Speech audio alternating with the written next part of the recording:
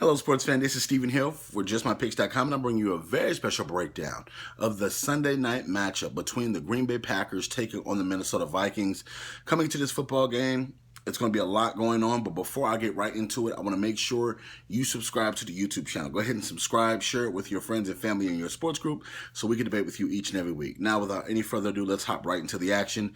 The Green Bay Packers, my, look very good in week one against the Jacksonville Jaguars. Aaron Rodgers, the bad man himself, is throwing the ball all over the football field, making all kind of passes with people hanging all over him. And you look on the other side of the game, Teddy Bridgewater going down was a big thing for the Minnesota Vikings, but they still managed to steer the ship right, making a trade with my Philadelphia Eagles. And you looking at overall what this means for this team. Can this team still go to the Super Bowl? Well, it's possible. They still have Adrian Peterson. They still have a pretty decent wide receiver core that's not the best. It's not overall top five, but they can still catch the football. They still can move the chains. With that solid defense that they have, Zimmerman, Coach Mike Zimmerman, is putting them in the right positions to do it. They have tight ends that are good. So this team it's loaded from a sense of depth. It's loaded from a sense of having the skill position players, just enough talent to get by. But when you're going against the Green Bay Packers, you're going to have to cross your eyes dot your I's and cross your T's. When you're looking at Aaron Rodgers, if you turn the ball over, if you give him constant time to dissect that defense, he's going to score. Don't get me wrong, Eddie Lacy is playing fantastic. Jordy Nelson's back.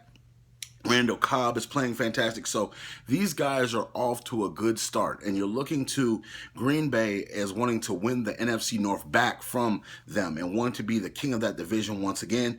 And when it comes down to this game, I think Aaron Rodgers, the quarterback play versus whether it's Sam Bradford or Sean Hill, that's what's going to make or break this game. I think Adrian Peterson is going to get his. He's going to get his. Green Bay kind of knows that their defense isn't going to stop him. But Clay Matthews and company, if Sam Shields plays, he's going to be big in this game. But I think the quarterback play is what's really going to make this, because Aaron Rodgers, I think he's possibly going to get 300 yards in this game, about 3 touchdowns.